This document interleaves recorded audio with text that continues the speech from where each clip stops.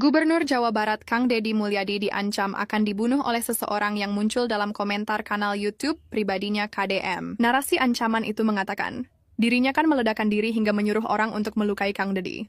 Tidak hanya itu, dia juga mengancam akan meledakkan rumah Kang Deddy dan menculik anak bungsunya Nyihyang Sukma Ayu.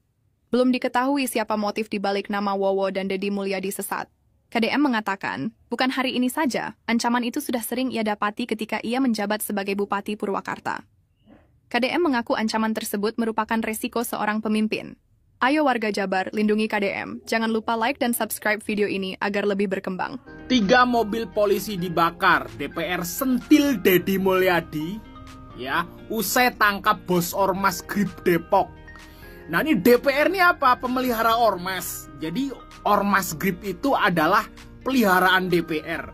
Kenapa Pak Deddy yang dimasalahin? Harusnya kalau ada ormas ya atau orang-orang yang membakar mobil polisi, ya orang-orang dan kelompok orang tersebut yang disalahin. Kenapa kok yang disalahin malah gubernurnya, Pak Deddy? Wow, luar biasa. Apakah ormas itu adalah peliharaan DPR? Atau sekaliannya DPR bubarin dah, nggak ada gunanya guys, sama kayak ormas gitu, DPR itu nggak ada guna juga.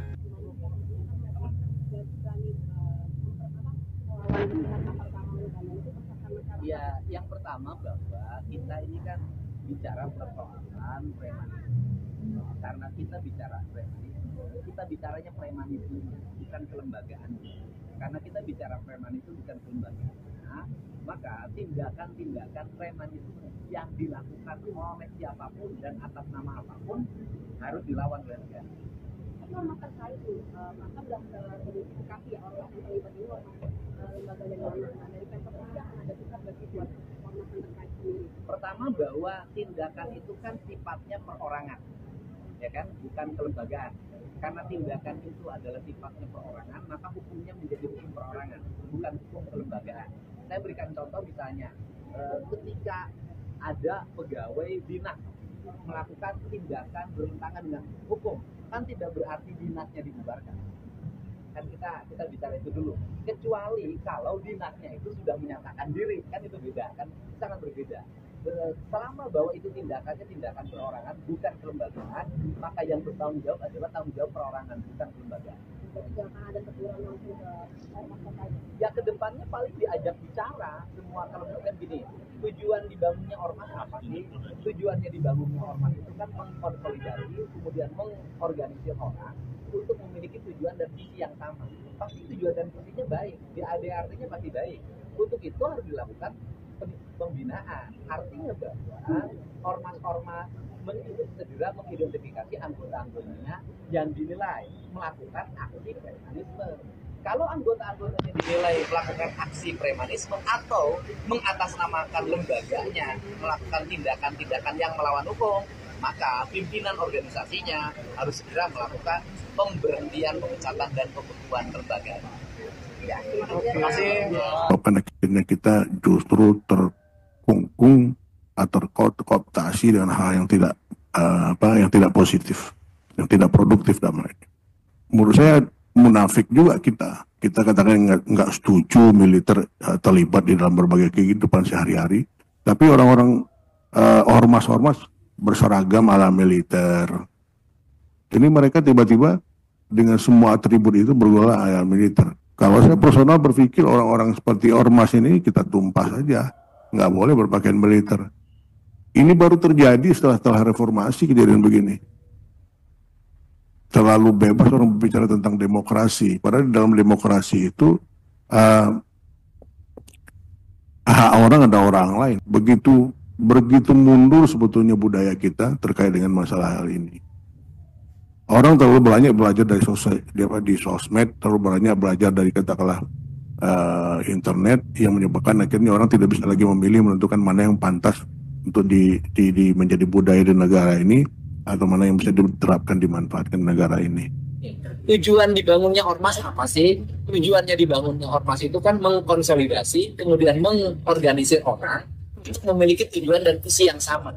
Pasti tujuan dan visinya baik, di ADRT-nya pasti baik. Untuk itu harus dilakukan pembinaan. Artinya bahwa ormas-ormas segera mengidentifikasi anggota-anggotanya yang dinilai melakukan aksi premanisme. Kalau anggota-anggotanya dinilai melakukan aksi premanisme atau mengatasnamakan lembaganya melakukan tindakan-tindakan yang melawan hukum, maka pimpinan organisasinya harus segera melakukan pemberhentian, pemecatan, dan pembubaran lembaga itu. Ini kenapa aku lebih setuju ormas-ormas itu sebenarnya dibubarin aja. Masa ada ormas yang bisa segel pabrik gara-gara nolak bayar THR? Lah mereka itu kan bukan karyawan ya, kenapa harus bayar THR ke mereka? Aneh. Nanti kalau ditanyain katanya buat uang keamanan. Padahal di sana dari dulu udah aman, nggak pernah ada masalah. Justru pas mereka datang jadi nggak aman. Kan aneh kalau mereka ambil uang keamanan, tapi mereka malah yang bikin nggak aman. Mohon izin, Pak Kapolres, kami menambahkan tentang premanisme. Memang awal dari terbentuknya Satgas ini, Pak Kapolres sudah membentuk Satgas Premanisme. Didasari dari banyaknya keluhan yang masuk ke dalam medsosnya Pak Kapolres maupun medsos Polres 1110. Kemudian Pak Kapolres sendiri memerintahkan, bahkan Pak Kapolres sendiri turun, Pak Gubernur, ke lokasi PJD pada saat itu, mengajak kami selaku PCU, Kapolsek datang ke lokasi, dan di lokasi tersebut dilakukan bakti sosial juga. Kemudian Pak Kapolres juga mengumpulkan Kades, bahkan kami Pak Kapolres dengan Karang Taruna juga diberikan fasilitas oleh perusahaan mengumpulkan warga setempat. Arahan beliau, Pak Kapolres pada sudah jelas untuk menghilangkan premanisme, kemudian mendukung investasi yang masuk, kemudian mendukung program pemerintah, program ini karena akan penyerapan tenaga kerja yang sangat besar, diperkirakan 15.000 sampai 18.000. Akhirnya pada saat itu Pak Kapolres juga menuangkan dalam kesepakatan tersebut dalam satu spanduk besar, sama-sama bertanda tangan di situ, berkomitmen antara kepala desa, kemudian dari kami, dari Pak Kapolres, kemudian dari Forkominjam sendiri, kemudian dari pihak perusahaan. Akhirnya sepakat sudah tidak ada aksi-aksi yang merugikan investasi ataupun premanisme. Kemudian kami mohon izin menindaklanjuti dari langkah dari Pak Kapolres, kami bentuk Satgas atas seizin beliau, atas perintah beliau. Kemudian kami berikan waktu 7 hari, waktu itu kami lihat, kami mapping, kemudian kami laporkan kondisi saat ini di lingkungan kawasan industri. Kemudian Pak Kapolres merintahkan tindak tegas, dan hari itu juga kami lakukan operasi tangkap tangan. Kami pada saat itu melakukan operasi tangkap tangan terhadap orang-orang yang menjual aqua, yang pada saat itu kami memang mengambil sampel dari beberapa truk. Jadi truk itu melintas, Pak Gubernur, mohon izin, itu aqua udah banyak, saking lintasnya, bahkan aqua yang kemarin dijual pun masih ada di sini. Kemudian kami tanyakan kepada sopir, apakah betul-betul aqua ini, ternyata dia membeli itu dengan terpaksa, dan mereka juga saya lihat di jalan dengan membawa aqua naik ke truk memaksa. Kemudian kami lakukan penangkapan pada saat itu. Kemudian lokasi penjualan aqua masuk ke dalam lagi. Di situ ada tempat-tempat parkir, tempat parkir. Mereka setiap kali parkir mereka menarif antara 10.000 sampai 20.000. Kemudian kita proses, kita lakukan ini, kita laporkan Pak Kapolres. Pak Kapolres sendiri menyatakan proses tuntas dan berikan efek jerah. Karena setelah kami cek ke bawah, yang diduga pelaku satu belum memiliki KTA, ya belum memiliki KTA. Terus kemudian kalau yang mengaku pengurus pun belum ber-SK.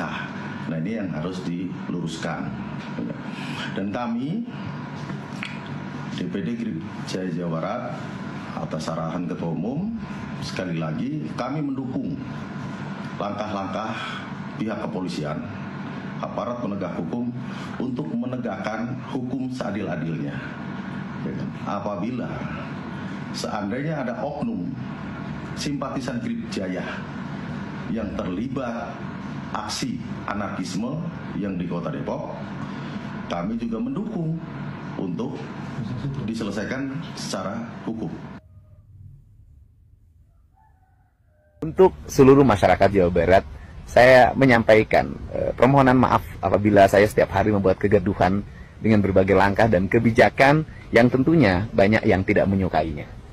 Dan banyak yang mereka secara terbuka melakukan otokritik, dan saya menerima otokritik itu dengan baik karena sahabat yang baik adalah sahabat yang mengingatkan. Tetapi juga banyak publik yang punya harapan terpuaskan.